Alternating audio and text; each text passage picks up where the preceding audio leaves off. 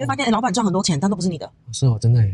熱情，然後帶着保守，我們的環境啊，我們的教育會讓我們忘掉跟壓抑住我們內心想要去執行的那個任務。我是有發大願，要幫助眾人從迷茫、焦慮，可以找到自己的清晰的方向啊，跟清晰自己的人生。嗨，大家好，我是 William， 接我。嗨，大家好，我是 Tina。对 ，Tina 也是一位台灣人啊，这是我們最近採訪的第3位台灣人。他的特別之處呢，我這裡有一張神秘的紙片啊，等下我翻轉過來就會決定我的命運，所以我都是非常擔心、非常害怕。這和 Tina 所從事的事業有關係。好，那你看到後面就知道了。我們先要了解一下 Tina 作為台灣人為什麼要來大馬呢？ Tina 你多大？可以問嗎？可以。2000年出生。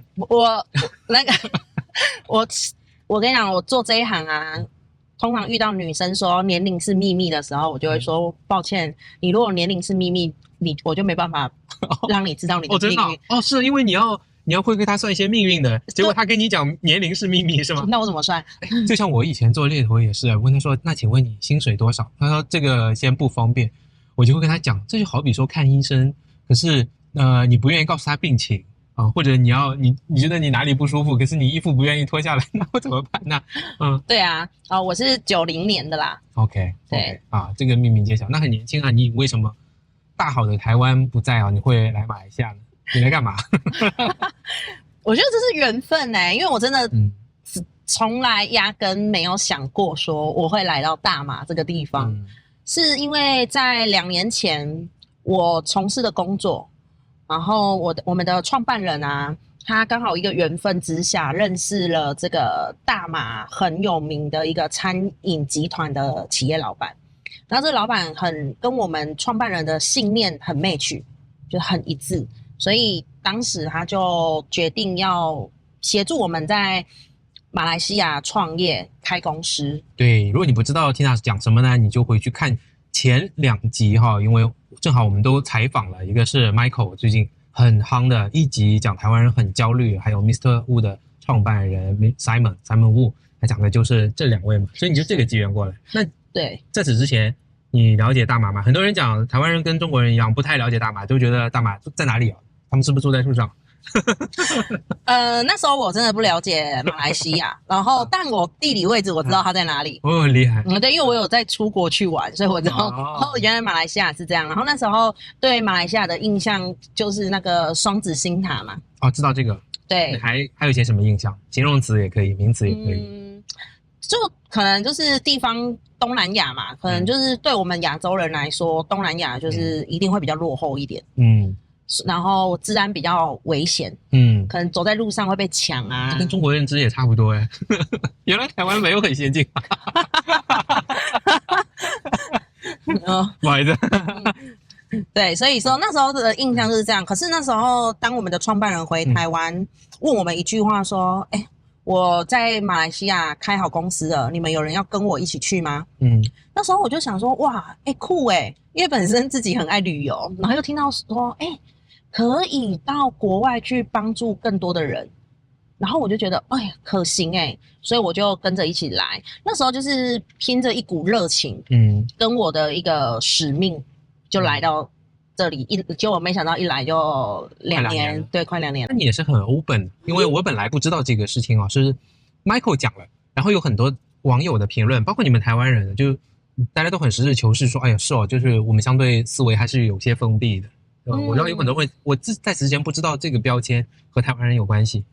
其實啊，台灣人是這樣子的，因為台灣人其實不是封閉，他們是害怕突破。因為怎麼講，台灣的在我們這種年紀、這個年代的年紀，因為上一輩對我們的保護，是，所以就讓很多我們這種年齡的，可能90啊，或者是80幾的，他們就會很容易就是害怕。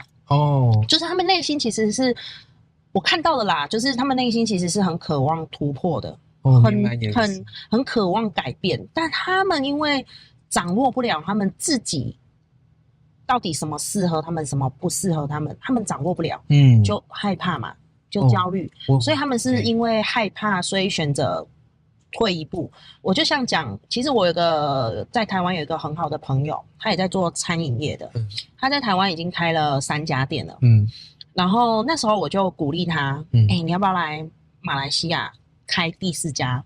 我覺得可以了，因為你在台灣其實已經開到3家了，那因為我們台灣現在的經濟其實餐飲業在走下坡，所以我就鼓勵他來到馬來西亞發展，因為馬來西亞現在是正在起飛的國家，然後而且剛好馬來西亞又有認識的餐飲集團的大佬，所以那時候我就串資源，他也確實有帶着他的合夥人，一起來馬來西亞看場，了3天，然後那時候 Simon 就帶着他們一起去看，甚至 Simon 都幫他們把店都看好了，然后那時候 Simon 也有回台灣去吃他們的餐廳，確定說，這個在馬來西亞是可行的。OK， 但是呢，最後他還是退步了，就是卻步了。他最後還是卻步了，因為他害怕，他聽到很多人說啊，東南亞很落後啊。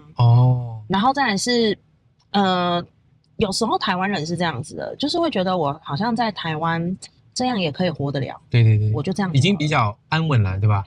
對，所以那時候我就想到有一句話是這樣子講的，這句話是我以前不知道，是我一直學了很多的東西，看了很多書之後，然後去觀察很多人，我才發現確實人們是這樣子的，就是人們賺不到。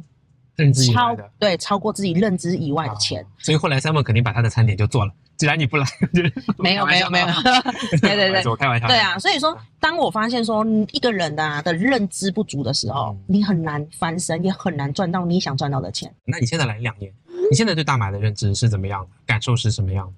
覺得這裡的人很熱情但就大概很像是我們台灣10年前吧，還是熱情，然後。帶着保守，熱情帶着保守是怎麼理解？就是他們像對我們這種外國來的，他們就很熱情嘛，对，就會說，帶我們去吃什麼好吃的啊。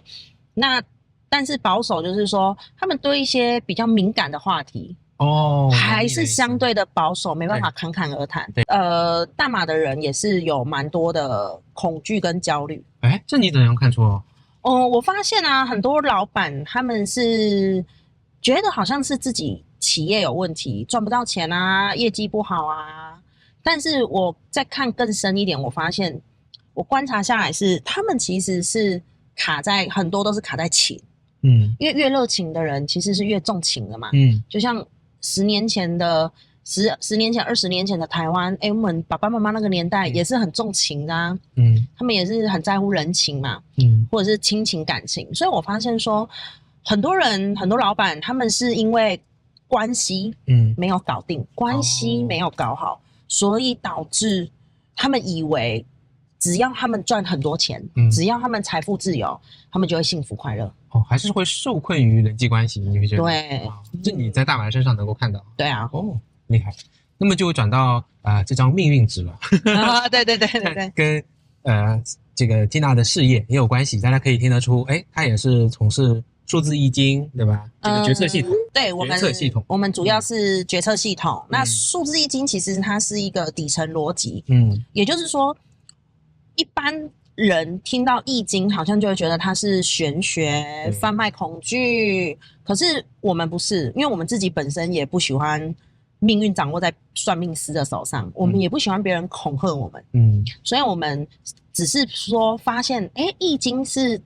古人他們流傳下來很棒的智慧，它是一個很棒的工具，OK， 很好的邏輯，可以讓我們更好的去觀察我們身邊的人事物。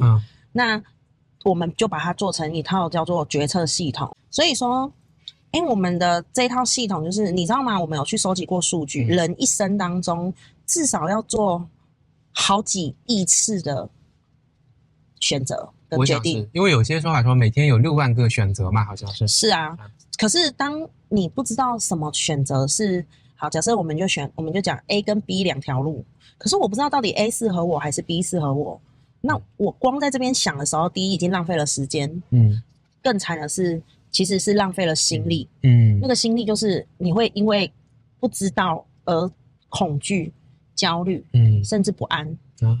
那你光這樣子消耗了我們內心，讓我們耗掉很大部分的心力的時候，其實往往就很容易做出錯誤的選擇。其實這樣講，我覺得還會有一些別人可能會很難具體的來理解嘛。所以我今天給 Tina 的建議也是現場哦，因為之前並沒有我深入去了解這個決策系統，我也不知道有用沒用，好不好？我並不知道用到我身上是怎麼樣。所以今天拍給大家看，就是 Tina 拿到我的這個命運值來，可以這樣講嘛？好，你來幫我看看，這個我的用你的決策系統能夠看出一些什麼？我给大家的也是现在錄制時的一手的現場的反應嘛。可以給大家看，不能可以啊，不會泄露天機，不會啦，這沒有天機，還是要把我的生日遮一下。也不是，他也不知道那是什麼。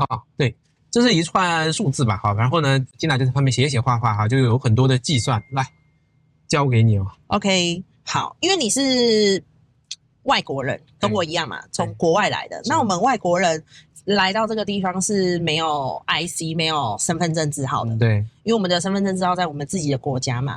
那一個人是這樣子的，這個是大數據統計學，就是我們一個人的身份證字號就是我們一個人的一生。所以你也是我們一個人的，就是我們的天賦優點、缺點都在我們的身份證字號裡面。只是說，因為你來到馬來西亞發展了，所以我們要看的就是護照號碼。對，因為護照號碼是很影響我們来到國外的發展。對，那先說說吧，你的這個護照號呢，它的主要的能量我們主要的天賦，就是你來到這裡要怎麼發展，就是你的主要的天賦叫做生意型的。OK， 对，那我們一樣會有流年，你現在的流年呢叫做民生型。对，那這個生意型，第一，你來到這裡做創業，就是來到這裡創業是非常好的。OK， 因為生意型的這個能量本身就是需要買賣都掌握在自己手中。對，買賣的決定進貨出貨都要掌握在你自己手中。再來是生意型呢，這個能量很受上天的寵愛。那就看我主要的這個能量是哪種類型，是吧？對，因為有多少種類型？8種，所以我是现在是主的是生意型。对，所以就是我們這世界上有8種人。有8種來自不同星球的人。所以這個也會換是嗎？你的主要的能量？因為我們的護照會換所以護照換了以後就有可能會換。對，只是說因為也不知道說，因為護照號碼不能選嘛，所以也不知道說到底你下一本護照拿到的會不會是生意型。所以等到你再換第2本護照的時候，我再來幫你看咯。好，对但是現在還是有經營策略的啦，你這護照還要拿還能用2年。對，所以說第一，你自己創業已經很棒了，有走在天賦上面。第二就是生意型本身就很會吸資源。对，你會發現說，尤其是你現在又去參加社團、參加商會，對你來說是非常棒的，因為你會吸引到很多的合作機會，很多的資源。對，那流年是什麼意思呢？流年就是你現在的決策。也就是說，你現在是流年是走民生，所以你本身你又是一位 YouTuber。对，哇，恰恰你又走在這個流年民生的天賦上面。流年不是不好的意思是嗎？不是，經常我們講流年好像就是那種沒有流年沒有不好，沒有。流年是你每一年的流年不同，就代表你每一年的策略要做微調整。流年是指每一年會調整的一個東西。對，因為你不可能一招打天下。這個時代變動那麼快。明白，所以一個主的加上一個會一直變動的東西。對。然後，所以說你現在拍自媒體短影音，當 YouTuber 是非常棒的，會幫你吸來更多的資源。所以他會配合主的這個生意，看你有沒有做對事咯。那我現在就是通過民生在做這個生意啊。對啊，所以很棒啊。可是明年如果不是你明年還是民生，你民生走10年，走到你這本護照。我走10年啊？对，走到你這本不是走10年走說錯了，抱歉，走你的民生走2年，就走到你這本護照用完。OK， 所以我對YouTube 可能今年也要開始火了。對，你會發現你有很多客戶，很多可能粉絲，都有可能會是你的合作商哦。所以你那時候來，然後後來就選擇沒多久就選擇創業了。對对对，所以很棒啊！如果你那時候沒有選擇創業，你就會發現你是老闆的招財貓，在幫老闆賺錢，打工啊。哦，对啊，是啊然後幫老闆賺錢啊。哦，你會發現，老闆賺很多錢，但都不是你的。是哦，真的耶。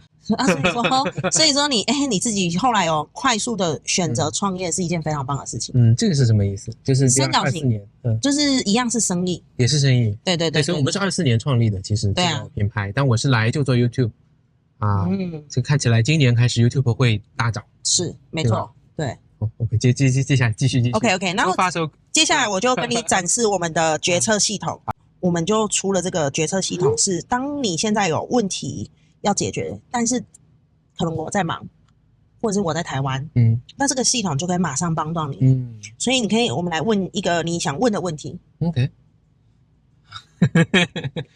就問一下，這要很具體嗎？大概描述。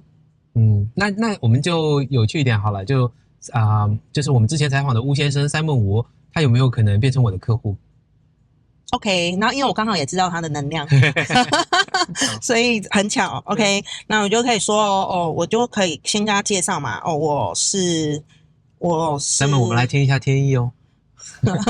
對對對，你就說我是健康餐生意的，老闆，然後我的主能量是生意型，然後那天我去談了一位餐飲集團的老闆，希望可以合作，是，然後你剛剛說什麼？我們有沒有機會可以合作？對，這他會不會變成我的客戶？這位老闆會不會變成我的客戶？那應該這樣問好了。我要如何讓？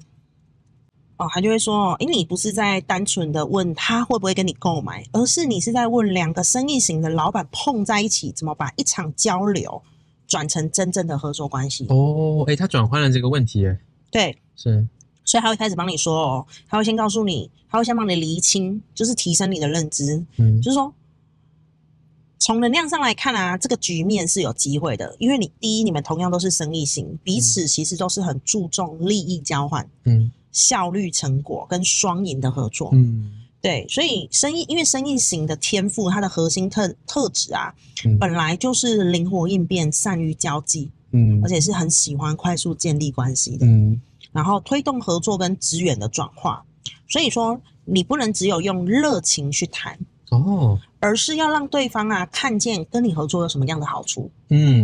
對，好處是什麼？因為他希望共贏嘛。是，對，所以你要注意的點是，因為你是生意型，他也是生意型，所以你們兩個在說話很容易就會進入機會、資源、利益、效率的語言。是，你會發現你們講話很容易就進入一個商業模式的語言。對，因為他要的是 OK， 你的這個健康餐可以幫他的店增加什麼，以及節省什麼，還有創造出什麼。我明白，就是因為他也是很直接，很關注這個生意本身的背後的本質。對，所以你要直接拿到他點後面的這個，是因為所以啊，他這邊有講到跟生意型溝通啊，要抓住明確的利益點，以及數據支持，再來是雙贏的合作策略，就是你賣他，你贏，因為你有金錢的往來嘛，金錢的流動，那他贏的是什麼？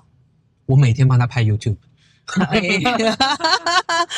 你要確定這是他要的，你要確定這是他要的哦。Okay. 所以說你要可以明確的、清楚的指出，我們兩個人的合作啊，可以帶來什麼樣具體的收益跟優勢。對對對，所以不要把它急着變成客戶，所以他會讓你，他可以讓你給你幾個方向切入。就是幫他增加健康餐的種類，就是幫他的集團多一條健康餐的產品線，因為他們餐廳現在沒有哎，講得有道理哦。哦，所以現在很多人是不是越來越注重健康了？對，而且那些炸雞塊熱量很高啊。哦，對啊。可是如果剛好我今天去這家台灣菜料理，我本身就很愛吃，可是發現說，哎，他現在如果多了健康餐，哎，我是不是又多了一個選擇？客戶多了一樣選擇。我是Simon，我已經被打動了。然後再來是幫他測試新客群，例如上班族、健身族，講得好好哎，控糖族，然後企業便當，企業便當，哎，現在很多企業訂便當是也注重健康的哎，而且我發現 Mr. Wu 他們是有在讓人們外帶餐點的，他本来就做得很好，对，然後再來是月子後的恢復餐，因為產後媽咪是不是要吃一些高蛋白？對，來補充，而且因為產後會很容易掉髮嘛，那補充高蛋白其實它是可以增加髮量的。是，你是要說你肌肉吃的不夠多？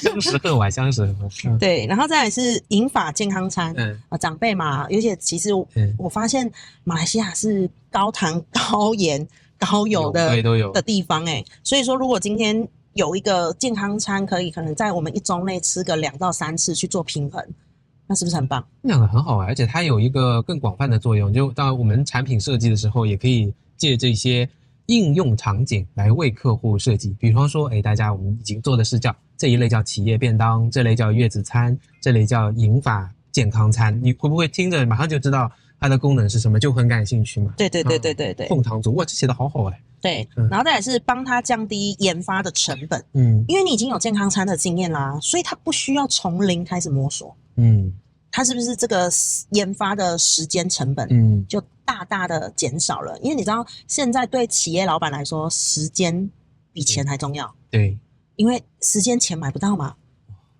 講到我都很心動，真的。再來是可以幫他增加品牌形象，因為他的餐飲集團啊 ，Mr. Wu 如果加入健康餐的概念，提升健康、專業、現代化的一個形象，他的台灣餐，他的台灣餐料理是不是在馬來西亞就又可以再往上一階？对，又會多一個 Mr. 無糖無油，對，高能量無油炸對，然後再來是幫他做小規模的試點，就是不要一開始就可能大合作，我們可能可以先談一個可測試，然後低風險的小合作，對，因為畢竟他店很多嘛。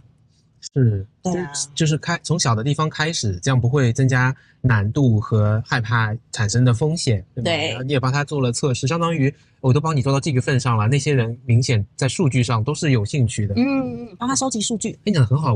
我那天採訪我就覺得他是一個數據化的人，生意會就是店開到凌晨1點，只是為了測試那時候有沒有人。對，他就是這樣的人。是，其實你也是，只是我也是真的。你怎麼？你也是一個很重數據的。我很重數據。對，因為我做 HR 都是靠數據來做的。對，因為你在這裡的護照的能量就是生意型，生意型的人特重數據。但你在中國的身份證字號是主能量就是民生型的，所以你在中國你會發現你特重感覺。我很重感覺是在中國重感覺，在馬來西亞你重數據。這個講得很好那這個就是差不多一個流程嘛。對，然後他會給你一個說法，他會連怎麼話術都告訴你。你可以這樣告訴他，我這次不是想單純賣健康餐給你，我比較想看看你的餐飲集團裡有沒有一個位置可以補上健康餐這一塊，以你現在的客群。如果加入一個低風險的健康餐測試方案，我們可以先用1個月測3個數字，就是客單價、回購率、企業訂單的反應。那如果數字不好，我們就要當做拿來做市場測試咯。那如果數字好，是不是它可以變成你集團裡面的一條新的產品線？就可以這樣去跟他說，可能就是加一些你自己平常會講的語言。對，我可以把這個文字給你，我等下可以複製給你。這真是$1 million這個一份東西，因為我覺得很多人聽的都會有興趣，它的本身出發點就是很利他的。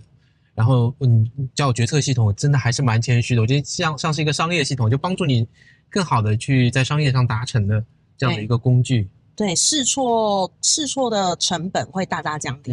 因為人是這樣子的。很多人以為他很有能力或者是很努力，他就會成功。可是其實他如果不懂自己的能量，不懂自己的天賦，他會發現他都永遠努力在錯的方向。因為他只是靠着他可能學的專業，或者是他做的工有的經驗，來去判斷哦，原來我可能做一些決定，我只要照着這樣子的模式就可以。可是他完全如果不懂自己的天賦，不懂自己的能量發生什麼事了，那他一樣會做得很累很辛苦，而且可能會一直失敗。我還有一些問題哦，我想就你們做的这個business 來問你一下。可以。像客戶啊，通常來找你們，我想應該不會只是找你來用一下你的這個調制版的 AI 啊，來回答問題吧？應該他們找你就是能獲得什麼？应該是說，其實啊，很多人他是不知道他的到底發生什麼事情，他不知道他自己卡在什麼點。就像我剛剛最一開始講的，很多人會以為他是錢賺的不夠多，結果其實你跟他聊下去才發現，他內心最卡關的點是感情的問題。对，所以很多人來找我們聊是，大多都是他可能在他的人生當中遇到了一個很糟糕的狀況，然後再來是，我還有發現一點，就是有些人他是發現說，他賺了錢了，然後他也事業做得蠻成功的，但他內心就是空空的，好像少了一點什麼東西。那這個少了一點什麼，就是你知道嗎？